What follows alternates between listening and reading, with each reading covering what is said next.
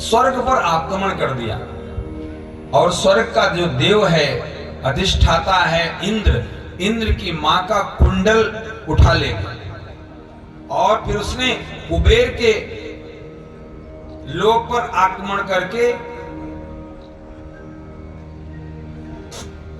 कुबेर की धन संपत्ति भी लूट ले। अब देवता भगवान के पास आए और भगवान से बोले कि भगवान आप ही इंद्र की मां का कुंडल ला सकते हो। इसलिए भगवान उस नरकासुर के ऊपर आक्रमण कर दिया और भगवान ने उस नरकासुर को मार दिया। इंद्र की मां का कुंडल इंद्र की मां को प्रदान किया, कुबेर का धन कुबेर को दिया। लेकिन वहां एक घटना घटी, नरकासुर को मारने के बाद भगवान ने देखा कि नरकासुर के कैद में 16,100 कन्याएं बंदी बनी हुई।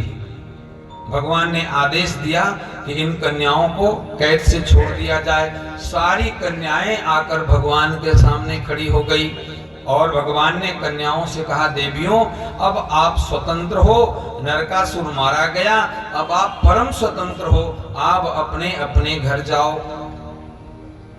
जब ऐसा भगवान ने कहा तो सारी कन्याएं रोने लगी,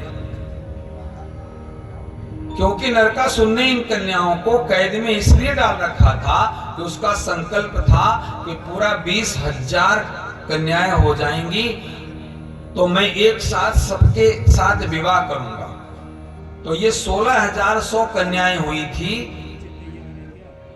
16,100 कन्याएं, और यही नरकासुर के कैद में थी। अब वो कन्याएं भगवान के सामने कहती हैं कि प्रभु हम इतने समय से इसके कैद में हैं और संसार का नियम है कि अगर बेटी घर से अगर 10 दिन भी बाहर चली जाए तो संसार के लोग क्या बोलते हैं, और हम तो इतने वर्षों से नरकासुर के कैद में हैं। तो भगवान को रोकर बोलने लगी कि प्रभु हमारे लिए तो 2 ही रास्ता है, या तो हम जाकर आत्महत्या कर लें क्योंकि संसार हमको स्वीकार नहीं करेगा, माता पिता हमें स्वीकार नहीं करेंगे, इसलिए हमारे सामने 2 ही रास्ता है, या तो जाकर आत्महत्या कर लें या जाकर कोई बुरे कार्य में लग जाएं। जब ऐसा कहा तो भगवान ने सोचा कि बात तो सत्य है, संसार में अगर कोई बच्ची कुछ समय के लिए चली जाए तो हम ही आप उंगली करते हैं, बिना कारण सुने ही उंगली कर देते हैं, कुछ बोलने लगते हैं, क्योंकि बेटी ऐसी चीज है। जबकि देखा जाए समाज में अगर बेटा कहीं 10 दिन चला जाए तो कोई नहीं बोलता, और बेटी अगर कहीं जाए तो बोलने वाले होते हैं, क्योंकि संसार बना ही ऐसे गया।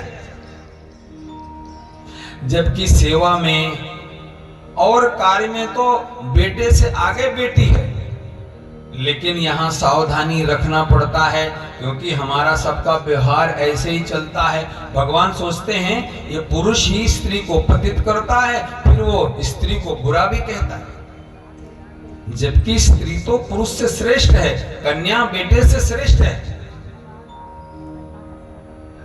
ओस की बूंद सी होती हैं बेटियां, जबकि बेटी तो कैसी है, बेटे से भी ज्यादा सेवा करने वाली है। अगर माँ बाप की सेवा बेटा और बेटी की तुलना की जाए तो बेटा तो कुछ नहीं लगता। घर की सेवा, माँ बाप की सेवा, समाज की सेवा बेटी जो करती है वो बेटा नहीं करता। ओस की बूंद सी होती हैं बेटियां, माता पिता के दर्द में हम दर्द होती हैं बेटियां। बेटा तो रोशन करता है एक कुल को और 2-2 कुलों की शान होती हैं बेटियां। बेटी तो 2-2 कुल को लेकर चलती है, 2-2 कुल को सम्मानित करती है। बेटा है अगर दीपक तो ज्योति हैं बेटियां। बेटी हर समय हर हाल में बेटे से बड़ी, लेकिन हमारा सामाजिक नियम ऐसा है कि अगर बेटी 2 दिन भी गई तो हम आप बोल देते हैं। तो भगवान भी यही सोचने लगे कि बेटियां इतने समय से इसके कैद में रह रही हैं, अब इनको कौन स्वीकार करेगा। बेटियों ने कहा, प्रभु आप तो हमें अपने महल की दासियां बना, हम आपके महल में दासी का काम करेंगे। महाराज हम कहां जाएंगे, आप हमें स्वीकार कर लो। और सारी कन्याएं भगवान से प्रार्थना करने लगी,